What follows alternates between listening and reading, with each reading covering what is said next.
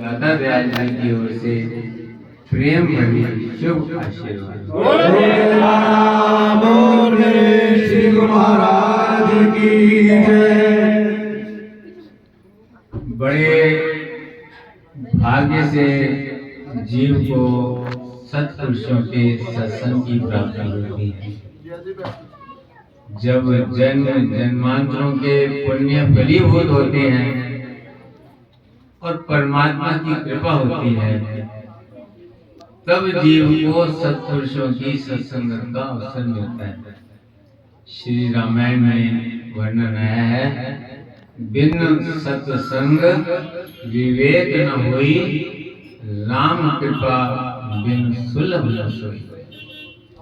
सत्संग के बिना जीव को अंतर के ज्ञान की प्राप्ति नहीं होती।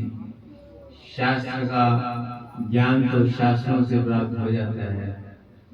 वेद शास्त्र के ज्ञाता तो दुनिया में लाखों लोग हैं, लेकिन जो अंतर का ज्ञान है वो केवल सत्पुरुषों की कृपा से ही जीव को प्राप्त होता है। तो भगवान श्री राम वर्णन कर रहे हैं कि बिन सत्संग विवेक न होई। सत्पुरुषों की सत्संग के बिना इंसान को अंतर के ज्ञान की प्राप्ति नहीं हो सकती। और राम कृपा बिन सुलभ न सोई। जिस पर परमात्मा की कृपा हो, उनकी कृपा के बिना किसी को भी सत्संग की प्राप्ति नहीं होती। अगर हमें सत्संग प्राप्त हो रहा है तो ये श्री परम दयाल जी की कृपा है, जो इस घोर कली काल में हमें उनके चरण शरण और उनके पावन सत्संग की प्राप्ति करी। बोलो जयकारा बोल मेरे श्री गुरु महाराज की जय। सत्संग के द्वारा ही जीव को भक्ति की प्राप्ति होती है। श्री रामायण के अंदर भगवान श्री राम अयोध्या वासियों के प्रति वर्णन करते हैं कि नर तन भव बारित को भेदो। ये जो मनुष्य का जन्म है ये साधारण नहीं है। इसके द्वारा जीव भव सागर से पार उतर सकता है और चाहे फिर से 84 लाख योनियों के नरक में डूब सकता है। तो भगवान जो है अपने अयोध्या वासियों को समझा रहे हैं कि नर तन भव बाधित को घेरो। ये इस भव सागर से तरने के लिए जहाज है, लेकिन इस जहाज को पार कौन लगाने का? कहते सन्मुख मरुत अनुग्रह मेरो। उसके जो अनुकूल वायु है वो मेरी कृपा है। भगवान कहते हैं कि ये जो पानी का जहाज चलता है उसको वायु की जरूरत होती है, अनुकूल वायु मिलती है तो वो तेजी से चलता है। तो आगे वर्णन करते हैं कर्णधार सतगुरु दृढ़। इसके जो कर्णधार हैं, इसको जो चलाने वाले हैं वो कौन है?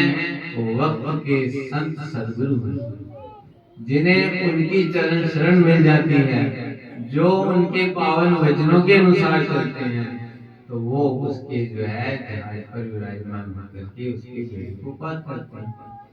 हमारे श्री सदगुरुदेव दाता दयाल श्री पंचम पातशाही श्री गुरु महाराज जी के चरणों में एक प्रेमी ने विनय की, श्री सदगुरुदेव दाता दयाल जी, हम भक्ति के नियमों की तो पालना करते हैं, लेकिन फिर भी मन में भय लगा रहता है कि हमारा बेड़ा पार होगा कि नहीं होगा।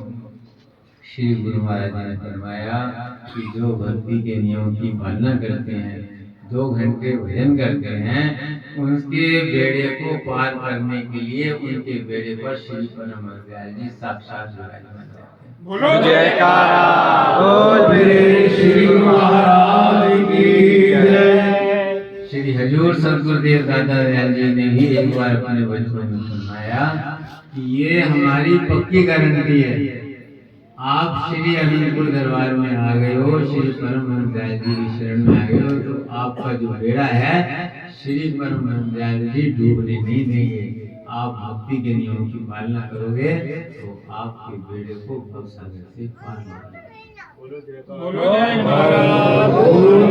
श्री गुरु महाराज की कितनी कृपा है। इस घोर कली काल के अंदर श्री परम दयाल जी ने कितनी कृपा की।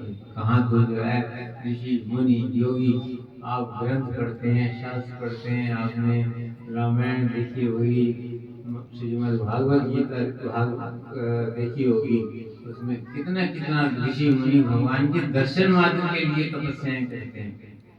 और आज इस कली काल के अंदर में साक्षात दर्शन, इससे बढ़कर और कितना ऊंचा, और वो स्वयं अपने मुखारविंद से हमें मार्गदर्शन करते हैं इस भक्ति के पथ पर चलने के लिए, आत्म कल्याण के पथ पर चलने के लिए, और न केवल मार्गदर्शन करते हैं बल्कि हाथ पकड़कर हमें मंदिर तक। बोलो जयकार बोल श्री गुरु महाराज की जय। खुद देखते हैं जो श्री अनंतपुर धाम गए हैं, श्री प्रयाग धाम गए हैं, स्वयं श्री सद्गुरु देवदाता जी भक्ति के पांचों अंगों की, उन्हें क्या जरूरत है, कुल मालिक है, लेकिन हमें साथ ले चलने के लिए, हमें मंदिर तक पहुंचाने के लिए वो हमारे साथ साथ रहते हैं, ताकि जो है ये जीव भटक न जाए।